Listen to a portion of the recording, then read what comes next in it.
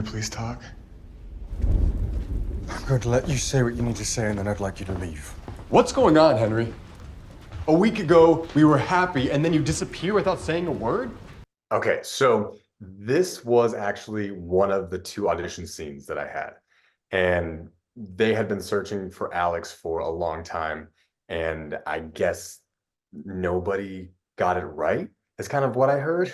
And then when Nick and I did it, there's just, I guess, a chemistry, and they really thought that we clicked together.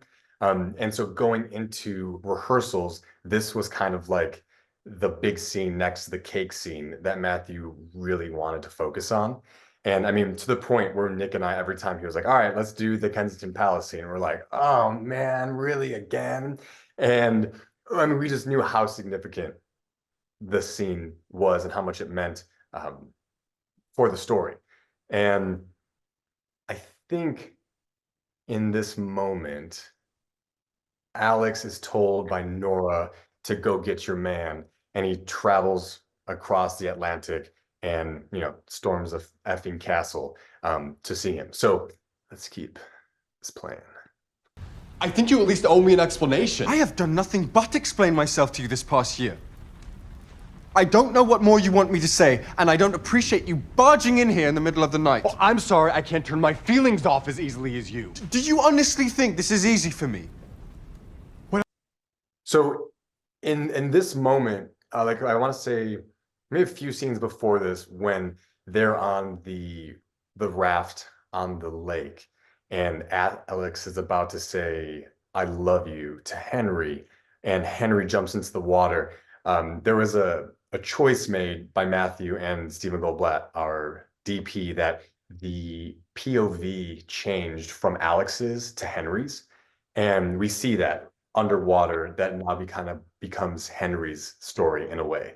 And I think that we don't realize as an audience that Henry has always operated out of a sense of duty, where Alex can kind of shoot from the hip because, you know, he's a blue collar kid that just happens to be in the situation, whereas Henry has been in this situation his entire life, and his ancestors made it so, and he doesn't really have a choice. And so Alex being able to really step into this relationship, this first relationship really with a guy, and say, let's go for it. And Henry's slowly realizing that this is actually a fairy tale, and I don't think this is actually going to happen. This scene is such a pivotal moment in the film, but also in their relationship, because, you know, people ask why this movie did so well on Amazon, why it was #1 globally, even in countries where it's illegal to be queer. And I think this scene is that that scene that anybody can relate to, anybody that's been in a relationship where one person is loving the other more than the other, and you kind of see yourself in either the Henry character or the Alex character, which Alex is the one that's loving more. Henry is trying to love less because it's going to hurt more if he loves more. And I felt like that was such a, how do I say it? Outside, I don't want to say relatable again. Like a turning point for them. Like, it's where things sort of really shifted for them. Because I feel like, you know, relationships are, you know, hills and valleys. And, you know, sometimes this was sort of like them peaking at, you know, sort of coming to the top of a hill in a different way of sort of emotional, you know, relatability, vulnerability, seeing each other on the same page completely. Yeah, like it became real for them. You know, like when they're at the summer house in Texas, it becomes real that Alex is talking about when his mom is done with her re-election, they can come back here and do all these things. And Henry's listening to this like, oh, you're saying that you can't do all these things right now because your mom is facing re-election. I can never do this because this is my life. Like, you're playing with my life right now, and it's scaring him. What else am I supposed to think? You won't talk to me. All I know is I'm the one here willing to fight for us. Because it costs you nothing! I've been losing my mind this week. Because the man I love has vanished from my life without an explanation. I flew across an ocean. I stormed a fucking castle to look you in the eye and tell you that I love you, knowing that you wouldn't say it back. So no, Henry. In fact, this is costing me everything, and if this is over, I at least deserve to know why. Oh, for Christ's sake, Alex, for once, I wish you could see me for who I am and not who you want me to be. Let me just say, Nick did his coverage first, and then they called lunch. And so we're in this, and you know, it's the most important scene of the day, it's the most important scene of the week, and today Nick got his set up first. And we're in it, we're emotional. And, a lot of times, I think people outside of the acting industry don't know that these things, sometimes a single scene can last like 4 hours, 5 hours, including different setups. My mom came to set once. It was the first time I was filming in South Africa. And she was like, "This is all you do all day?" I go, "Yeah, this is the one scene. This is like a 3-page scene. This is a lot of pages for the day." She's like, "Wow, this is boring." And, as a good scene partner, and Nick is a great scene partner as well, you try to get at least 70, 80% of yourself to be emotionally available to your partner when the camera's not on you, because, acting off of nothing, acting off of like a cardboard cutout of another actor is very difficult. And I think we do that sometimes with self-tapes, or we do that sometimes like with monologues or whatever. And when you really have the person physically in front of you and is responding and reacting to what you're doing, it is so helpful. And I think it elevates the performance. And so, we really just try to always go 100% for each other. I don't think Henry's ever met anybody who has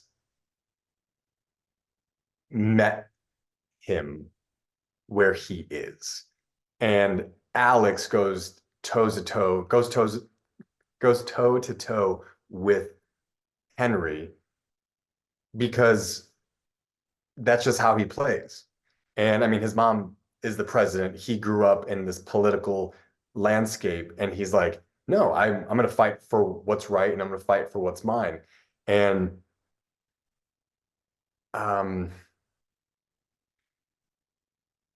I think by Alex going across the Atlantic and storming the castle and doing all these romantic things that we read about in books, like for an actual prince, he was like, "That's got to be worth something." Yeah. And if you're not going to listen to me here right now with what I feel, then we are done. Like, I think Alex just needed closure. And I think a lot of people just need to know the whys of a situation. And right now, Alex has no idea why Henry is doing this to him right now. Because like you said, he's very optimistic. He's like, everything's going to be okay. And he hasn't really, like, the gravity of Henry's situation on an international level has not sunk in with him yet. Sometimes I don't think you know me at all. I'm not like you. I can't afford to be reckless. I wasn't raised by a loving, supportive family like you were. I've centuries of history bearing down on my shoulders. My life is the crown, and yours is politics, and I will not trade one prison for another.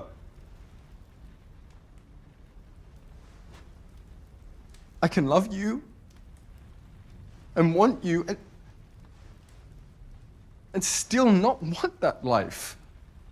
I think it's so sad that Henry is resigning to his life for the crown and is putting his happiness, way, way, way behind his duties. And I think that's what's really respectable about Henry and this character. And I think, I think a lot of people get into relationships where the little odd things are the cute things about they think are the cute things about their partner. And then sometimes they turn into something that's annoying about their partner. And I like in this relationship that Henry likes how bombastic and optimistic and fun Alex gets to be. And doesn't have a ton of responsibility and kind of code switch and go through life as just like a happy-go-lucky, really smart kid. And then I think Alex loves the challenge in a way of seeing Henry, helping him get out of his little palace that he lives in with his books and his dogs, and really just being a bull in a china shop in Henry's life. I'm allowed. Right. And it doesn't make me a liar.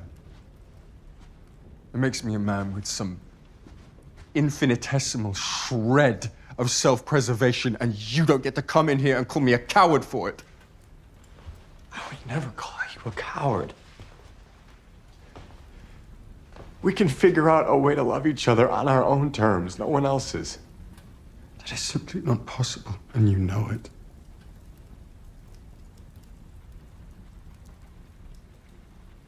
Fine. Yeah. And there, when Henry puts his foot down and is like, this is it, we're done. This is not moving any further, because he knows that his responsibility to the crown is more important than this fleeting relationship, or so he thinks it is, even though deep down, I mean, no, on the surface and deep down, he knows that this is the most meaningful relationship that he's ever had, and he's probably been the happiest he's ever been in his entire life. And Alex knows that too, because he knows him in and out now. And I think the best thing about Alex is that he just doesn't give up. And he's like that kid that just keeps poking, because he knows it's not your final answer. It's like asking your mom, mom, mom, mom, mom. And she's like, what? Okay, yes, finally. And he kind of has that. I'll leave. And you can live in your tower and protect your heart for the rest of your life, and nothing will ever happen to you. But Henry, nothing will ever happen to you. So if you want me to go, you have to tell me to leave. Please. Don't make me. It is the only way you're getting rid of me. Because I would never leave this room if I didn't think there was any hope of holding on to the happiness that I found with you. And I think hopefully everybody has had an Alex in their life. And when we were doing these scenes, substitution-wise, outside of just being in the moment, I've definitely had a person in my life that has made me see things differently and allowed me to have a paradigm shift, to feel like there is something on the other side, or, this job, yes, this was a bad job, or this was a bad move, or whatever, but it doesn't discount who you are as a person, and doesn't discount what you're capable of doing. Like, this was a minor setback. And I love that Alex is that person for Henry, and, is that person kind of, Zara is that person for him, kind of. And if you think otherwise, then you don't know me. So tell me to go, Henry. And I promise I will walk out that door and trouble you no longer. Wait.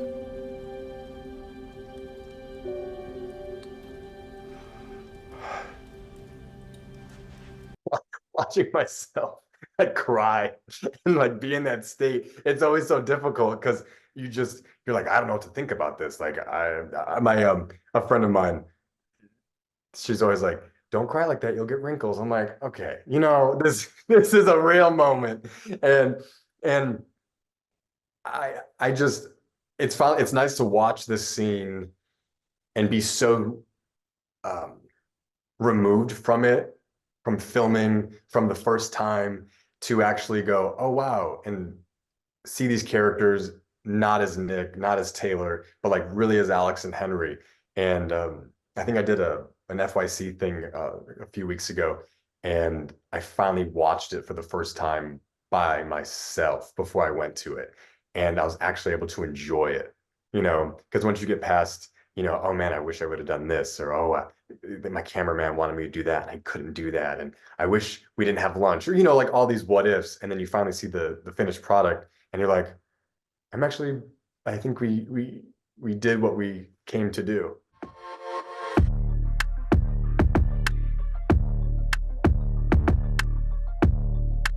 I think that's why we focus so heavily on it in the beginning of pre-production. Really, sometimes just be sitting there, reading it over, chatting about it. I would say Matthew was pretty firm on his choices when it came to the words, because there were times when me and Nick were asking for an alternative sentence or word, and he was really firm in his position. And we're like, okay, we're like, you're the playwright, you're the writer, you know what's up, you know, you got a Tony.